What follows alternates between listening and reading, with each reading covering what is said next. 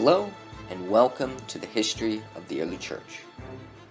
Episode 17, Pagan Reactions. Before we begin, I want to thank everyone for their patience. As I'm sure some of you can probably guess, being a college student, late October and early November is a very busy time for me, with midterms scattered about and right now going into finals. So I appreciate all your patience, and with that said, let's get back into this.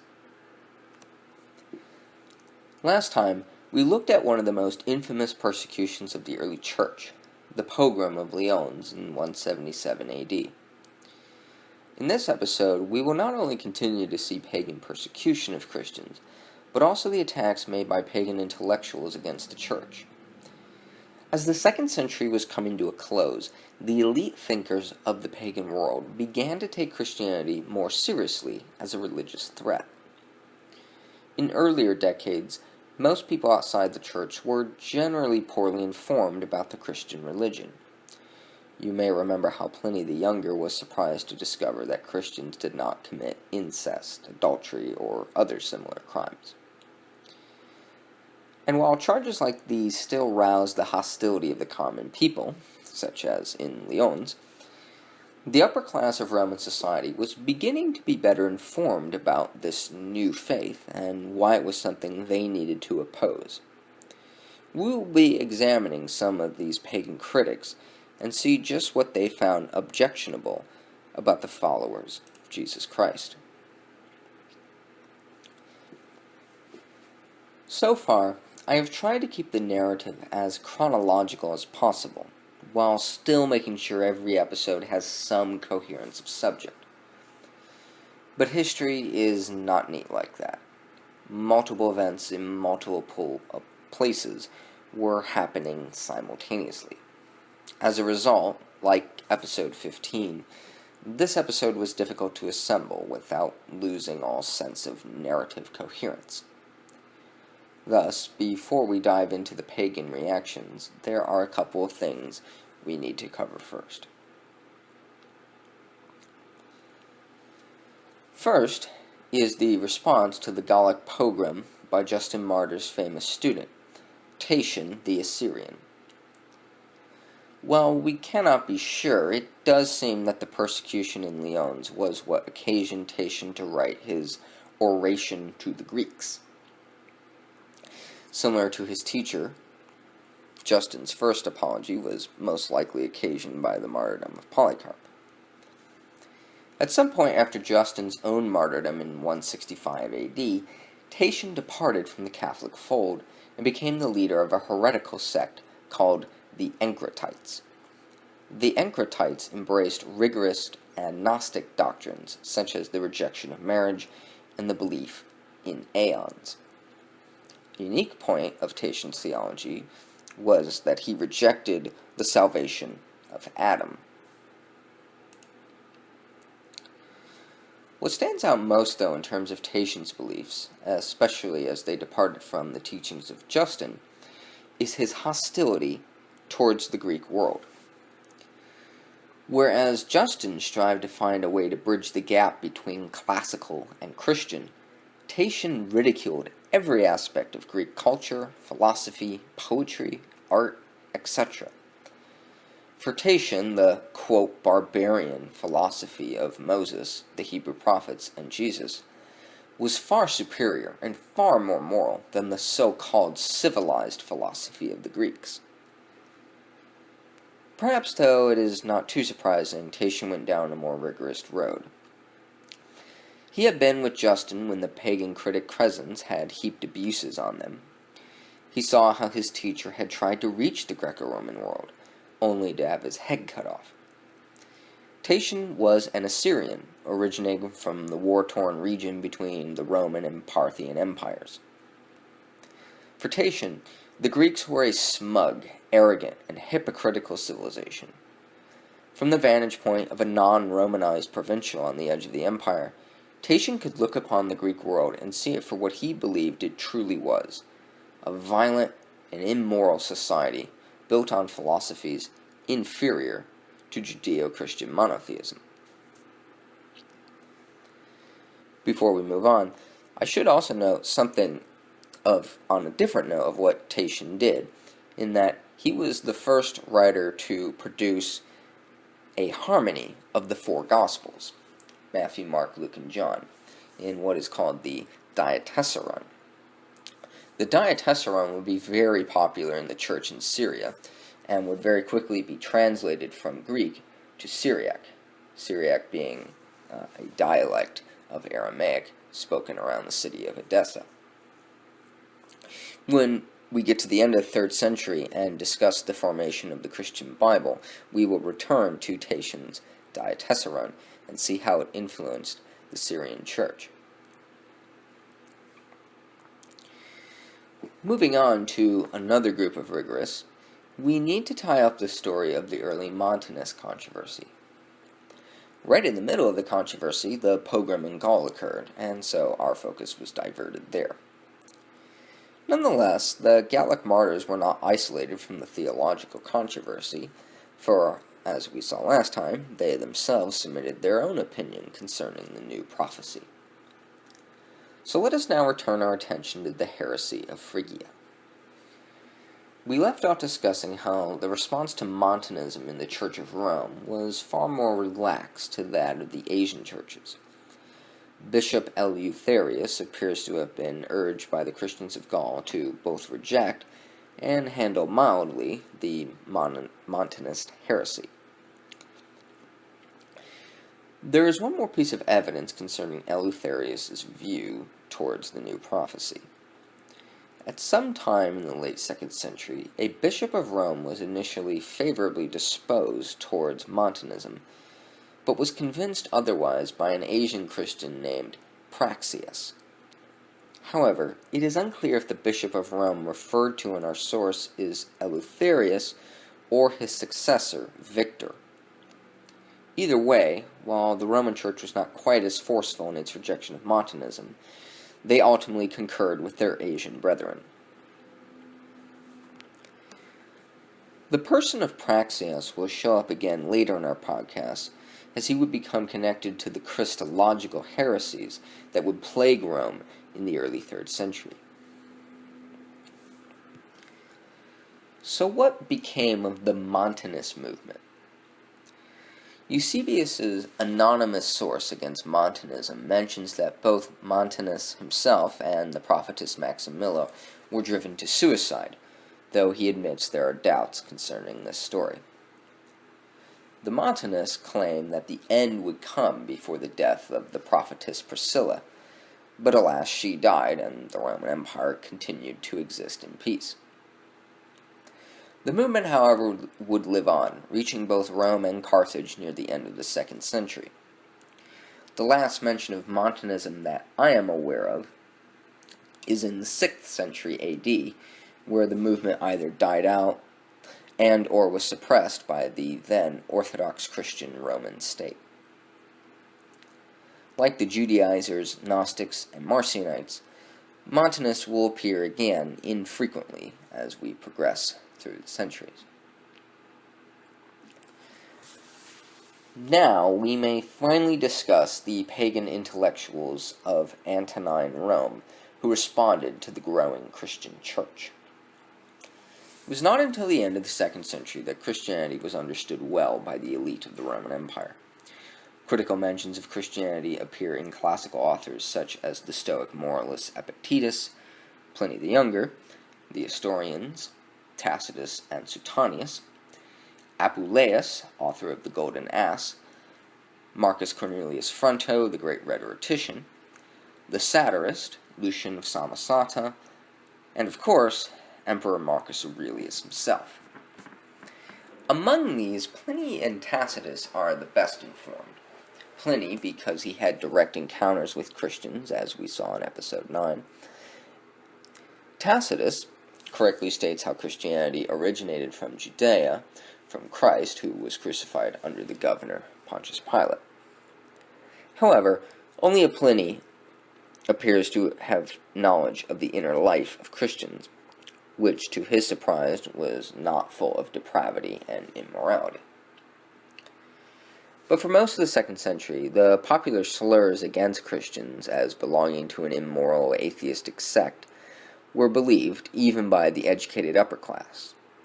The great rhetorician and tutor of Marcus Aurelius, Fronto, delivered a speech in which he denounced Christians, claiming they drank heated blood and indulged in incestuous orgies. For what follows, I am largely dependent on Robert Louis Wilkins' excellent book, The Christians as the Romans Saw Them. I highly recommend it to anyone listening that wants to understand the pagan perspective towards early Christianity. The first pagan intellectual to give Christianity more than a moment's thought was the famous physician Galen, who lived in the late 2nd and early 3rd centuries.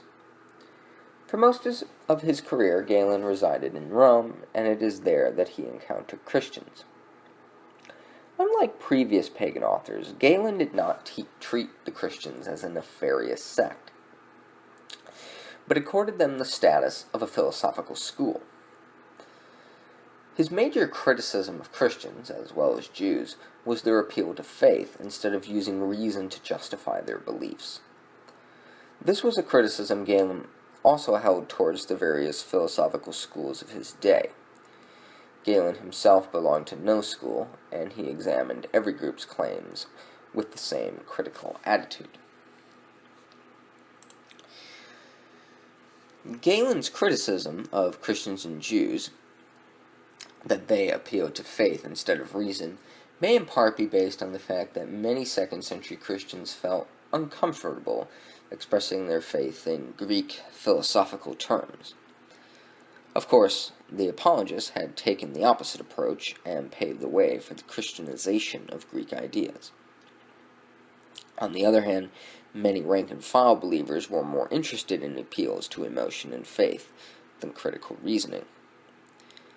Therefore, it seems obvious that the Christians Galen encountered were not the students of Justin Martyr, but probably believers of the lower class and not educated. The relationship between Greek philosophy and the Christian religion is a complex one we shall see play out across our story. So why did Galen give Christians the honorable status of a philosophical school, instead of being a nefarious sect? It was because Galen saw how the Christians led virtuous and moral lives, a trait highly important for philosophical schools in the Greek world. A real philosopher is a virtuous and pious man. Galen did, however, have one particularly significant criticism of Judeo-Christian theology: the doctrine of creation ex nihilo, or creation out of nothing. Instead of the Platonic God, who created the universe out of pre-existing matter, with a clear reasoning behind the decision and awareness of the consequences. The God of Moses in Genesis appeared to have simply created the world as an act of sheer will, arbitrary and without a clear reason. Such criticism illustrates some of the fundamental differences between biblical theology and Greek philosophy. While Galen was the first pagan thinker to give more than a passing glance to Christianity, the honor of the first true pagan critic belongs indisputably to Celsus. Sometime in the 170s AD, Celsus, an eclectic Greek philosopher, wrote a book called True Doctrine, the first in-depth pagan attack on the Church.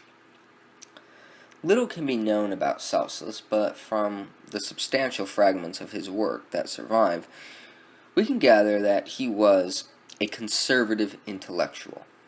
Wilkin, 94. Unlike, say, the satirist Lucian, who poked fun at Christians in his work, Celsus was not a 2nd century Voltaire. Rather, he was deeply sincere in his criticisms of Christianity, and strongly believed that the new religion was a matter of serious concern for the Greco-Roman world. Celsus had first-hand knowledge of Christians, both Catholic and heretical. Celsus jibed at the way Christians honored the cross as the tree of life. Celsus suggested that if Jesus was pushed off a cliff, or hung, or stoned, then Christians would venerate a cliff of life, or a rope of life, or a rock of life. Celsus also balked at the way he had seen Christians evangelize. He relates how Christians would visit people of the lower class, women, and children, and convince them that their doctrine was the only truth, and anything their fathers, or husbands, or teachers had to offer was inferior or false. Like Galen, Celsus loathed how many Christians asked for blind faith and did not offer any reasonable arguments to support their theology. For Celsus, Christians were gullible, credulous, superstitious, and even arrogant. They taught the world was doomed to a fiery judgment, while only being concerned about their personal salvation. At least this was Celsus's impression, and it no doubt characterized many Christians of his day. Celsus attacked the person of Jesus Christ himself. In this, he imitates the rabbis of his day.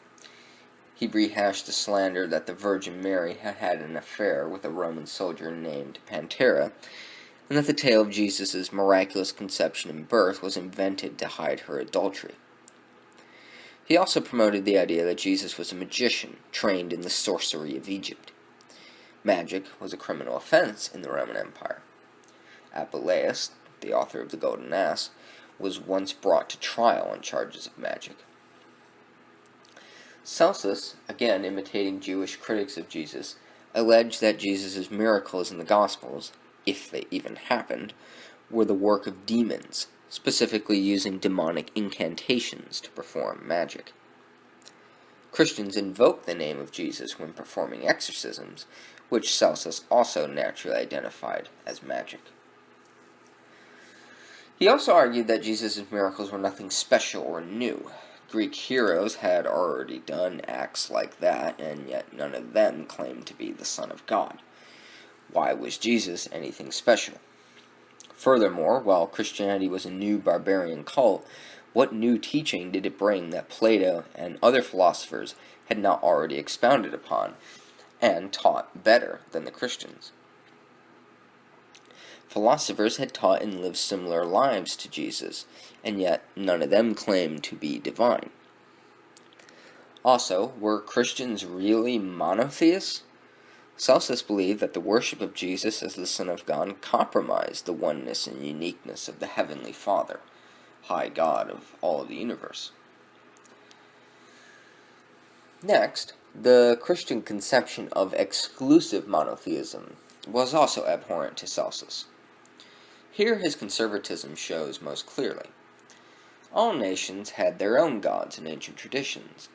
The various traditions of each people were old and venerable, and therefore valid. Yet the one supreme God of Plato and Aristotle was still worshipped through all the other gods of the nations. Why on earth should we believe that every single nation, except Jews and Christians, has it wrong? Why is the God of Abraham the only deity worthy of worship? In this, Celsus was defending the traditional monotheism of Greek philosophy, a henotheism where the high god stood at the top of a global pantheon. Now, at the very least, the Jews were faithful in this regard. Sure, their monotheism was exclusivistic, but at least they held to their ancient rites and worshipped their own national deity. Celsus keenly recognized the intimate and contentious relationship between Judaism and Christianity, a weak point later pagan critics would exploit as well. Christianity was new, even though it claimed to come from Judaism.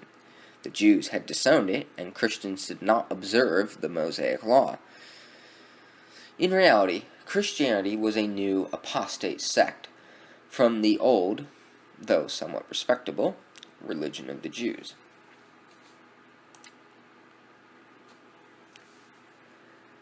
Despite Celsus's dismissal of Christianity as being unoriginal and inferior compared to Greek philosophy, he did notice how Christians had some unique and novel teachings, such as the Incarnation, the Resurrection, and, as already noted, the Christian monotheism which included the worship of Jesus alongside the Father.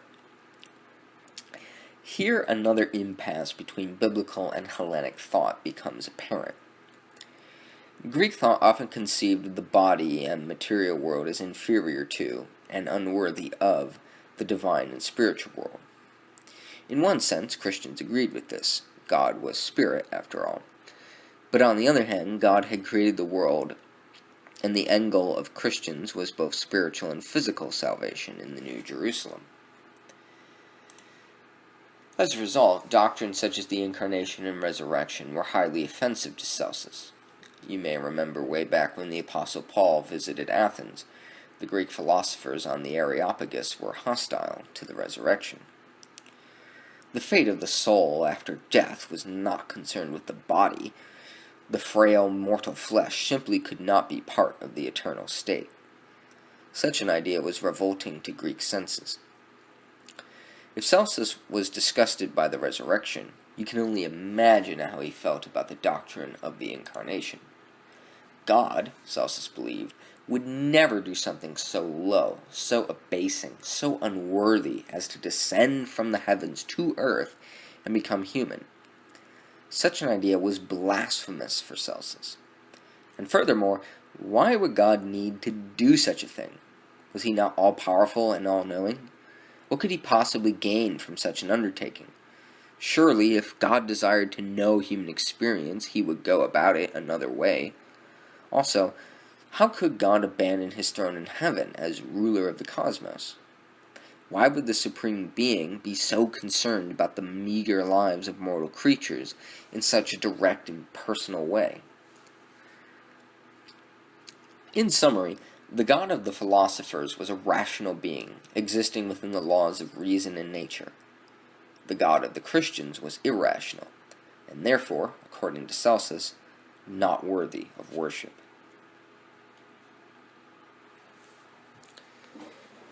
Here I have offered a meaty sample of Celsus's criticisms.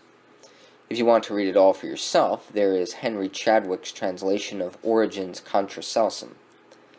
Origen is a 3rd century Christian who we will discuss in the future. About 70 years after Celsus wrote True Doctrine, Origen wrote a detailed refutation of his work, and in so doing excerpted vast sums of Celsus's book, thus preserving what most likely otherwise would have been lost or suppressed. While some pagans began responding intellectually to Christianity, persecution was also occurring. Celsus believed that Christians, being an illegal sect and a threat to the Roman social order, were justly punished in persecution. However, persecution declined slightly at the end of the 2nd century. On March 17, 180 AD, after a long and difficult reign, Marcus Aurelius died, and the imperial mantle was passed to his infamous son, Commodus. For those of you who listen to the history of Rome, you are aware that Commodus's ascension marks the end of Rome's golden age and the beginning of the empire's long decline. For the classical world, the death of Marcus Aurelius was tragic, but for the Church, things were more ambiguous. While Marcus was no doubt one of Rome's best emperors, he was obviously hostile to the Church. We have seen how he authorized the Gallic pogrom and criticized Christians directly in his meditations. Persecution also remained a constant threat in his reign, and official policy towards Christianity may have even in fact become worse, becoming more violent. All of this stands in mild contrast to Commodus, who appears to have been somewhat favorable towards Christians. His favorite mistress, Marcia, was either a Christian herself or a Christian sympathizer. We shall see an example of this next episode. One of Commodus's chamberlains, Marcus Aurelius Prosenus, is also thought to have been a Christian.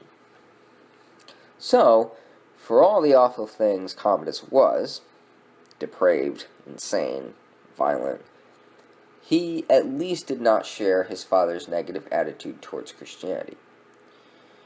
It is for this reason that Eusebius has the unique distinction of being the only ancient historian to judge Commodus favorably. Commodus's disposition should not be taken to mean that Christians enjoyed total peace in his rule. On the contrary, multiple instances of martyrdom are attested to in his reign. As I am sure you are tired of hearing me say, persecution of Christians prior to the 3rd century came not from the emperors, but local governors and popular outrage. The first attested martyrdoms during the reign of Commodus were precisely the work of the local governor. The settings of these martyrdoms is the birthplace of Western Christianity, Africa. Yes, you heard that right. The birthplace of Western Christianity, and by Western I mean Latin-speaking as opposed to Greek-speaking, is Africa. Now, I plan to introduce Africa and the city of Carthage proper in episode 20, so I won't spend too much time in the background here. Suffice it to say that Christianity had spread to what is now modern-day Tunisia and the surrounding area by 180 AD. How long had Christianity existed in North Africa up to this point? We do not know. I also need to clarify how I am using the term Africa. Today, the term designates one of the 7 continents of the world, but that is not how I am going to use the word. Instead, when I use the term Africa, I will be referring to the area known in antiquity as Africa, the coastal region north of the Sahara Desert and west of Egypt. In this, I am using the term Africa similar to the term Asia, not denoting an entire continent, but the region of that name as known to the Romans. Today, this area contains the modern nations of Libya, Tunisia, and Algeria. So when I refer to African Christians, I am referring to Romano, Berber, Moorish, and Punic Christians, native to the area around ancient Carthage. By doing this, I hope to avoid confusion between that group of Christians and all the other group of ancient Christians we today would identify as African, including Copts, Nubians, and Ethiopians. To be clear, I'm not in any way implying that Copts, Nubians, and Ethiopians are not African in the contemporary sense of that identity. I'm simply using the word African in this more restricted and ancient sense for the purpose of clarity. So, with that out of the way, Roman Africa is the birthplace of Latin Christianity. Perhaps most of you would have supposed that Rome, or even Gaul, would be the land from which the Latin Christian West sprung. But, as we have seen, the Roman and Gallic Churches were composed of largely Greek-speaking immigrants from places like Asia. The first man to bring persecution against the African Church was Vigilius Saturninus, proconsul of Africa in 180 AD. On July 4th, a few weeks after Commodus's ascension, Saturninus executed 4 Berber Christians from the locale of Madara, which is located in the region of Numidia, that is, the region west of Carthage, and today the northmost area of Algeria. The names of these 4 Numidian Christians have been preserved: Namphanio, Migan, Lucitas, and Sanae. Unfortunately, the record of their trial and execution has not been preserved, and it is only from a mention in a letter by Augustine of Hippo that we know of the first African martyrs. The second batch of martyrs under Saturninus, though, have had their acts preserved. These were a group of 12 martyrs from the town of Scilium near Carthage. On July 17th, shortly after the martyrs of Madara gave their lives, the proconsul brought 12 Christians into the Senate house of Carthage. Their names were Sparatus, who acted as the spokesman, Narzulus, Sitinus, Veturius, Felix, Aquilinus, Leontantius, Januaria, Generosa, Donata, Secunda, and Vestia. The proconsul comes off from the account as being a very devout, defensive pagan, angered by the critical attitude Christians held towards Roman religion. Saturninus pressed the group to swear by the divine genius of Caesar, but to no avail. He even offered the Christians a period of 30 days to reconsider and save their earthly lives. But Sparatus and his brothers and sisters held fast, and Sparatus even offered to instruct the proconsul in Christian teaching. But Saturninus would not let them speak ill of the Roman gods. Sparatus defended their innocence of any real crimes against the state, but also affirmed that they recognized no king but God himself. So when at last all 12 of them refused to give in, Saturninus had them all beheaded. The Acts of the Scelitian Martyrs is a fascinating little gem from the early church. For one, it is a reliable court transcript of the event. Second, it is the first Latin Christian text we possess. And three, it informs us that a Latin Bible already existed by 180 AD. Unfortunately, we do not know who first translated the scriptures or when. As had happened before, Asia briefly experienced a scene of martyrdoms under the proconsul Arius Antoninus in 185 AD, but after some executions, the proconsul dismissed the rest of the assembled Christians as suicidal, and the local persecution subsided. The last instance of martyrdom recorded in Commodus's reign is that of a man named Apollonius in the city of Rome under the Praetorian prefect, Sextus Tigidius Perennis. You may remember the ambitious and shrewd Perennis from the History of Rome, episode 96.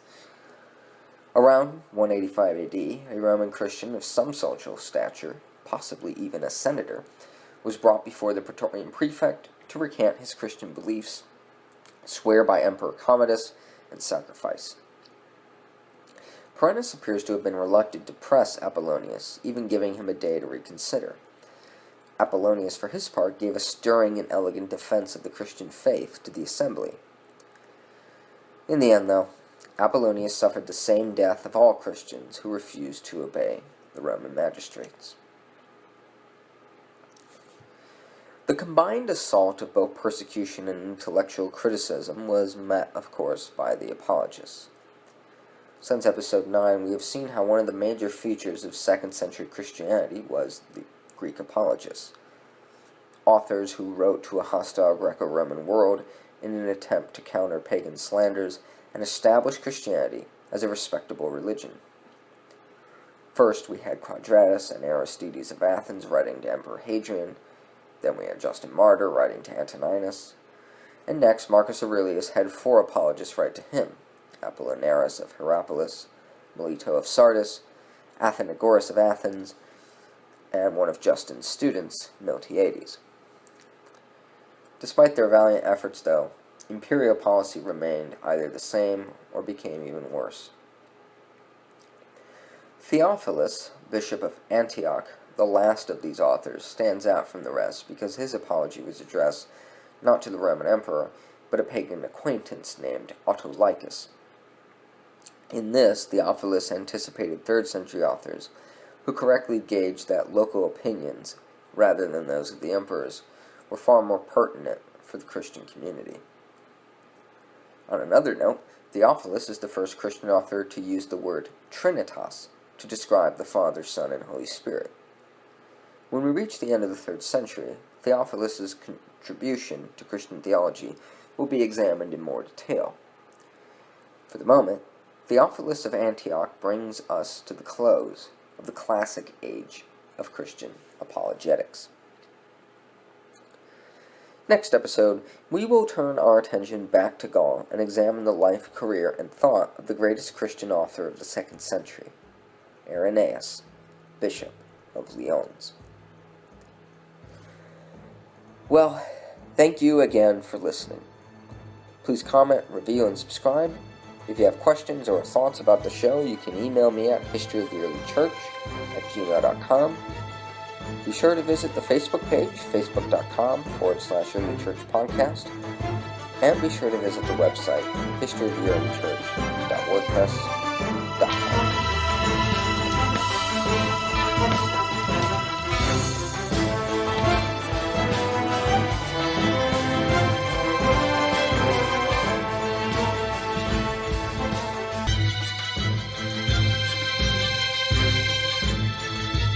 Hello, and welcome to the History of the Early Church. Episode 18, The Greek-Speaking West.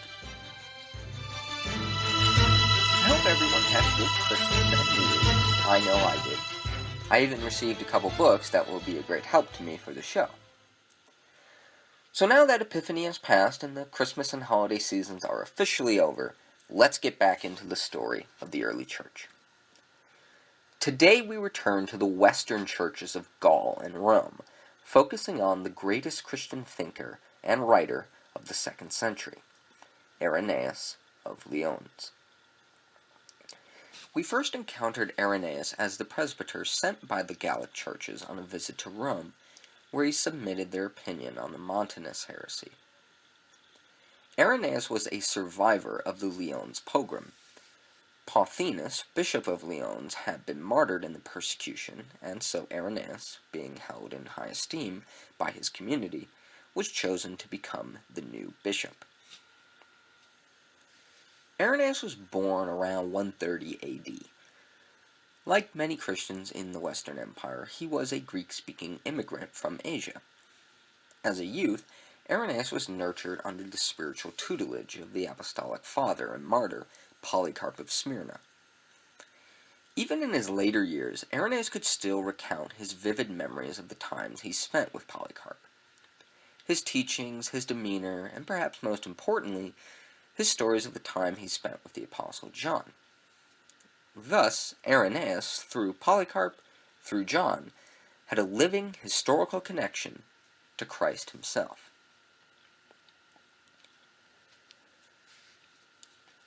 Irenaeus' trip to the Eternal City in 177 would be the first of many interactions with the Roman Church.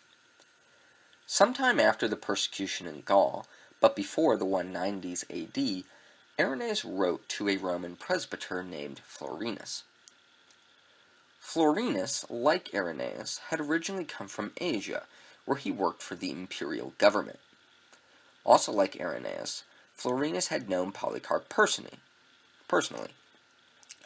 though not as well as Irenaeus, it seems. At some point, Florinus had come to Rome, where he unfortunately became seduced by heresies akin to those of Marcion and Valentinus. Irenaeus' epistle to Florinus is titled, On the Authority of God, or that God is not the author of evil. Like Marcion, Florinus had apparently been teaching that the creator of this world was an evil deity, something in fierce contrast to Orthodox Christianity. Irenaeus reminded Florinus of Polycarp, and how Polycarp, if he heard what Florinus was teaching now, would condemn it as blasphemous and false. Polycarp had, after all, called Marcion the firstborn of Satan. Irenaeus' attempts to reach Florinus was not successful. The heretic continued to spread his teaching within the Catholic community, and the books he used seduced more to his way. Thus Irenaeus wrote to the bishop, Victor, urging him to take action. Florinus was on good terms with his bishop, indicating Victor was woefully ignorant of the presbyter's true beliefs. Many Roman Christians were accepting of Florinus because of his standing with their bishop and his ecclesiastical rank. Irenaeus advised Victor to examine Florinus' heresy and expel his heretical books from the Roman Church.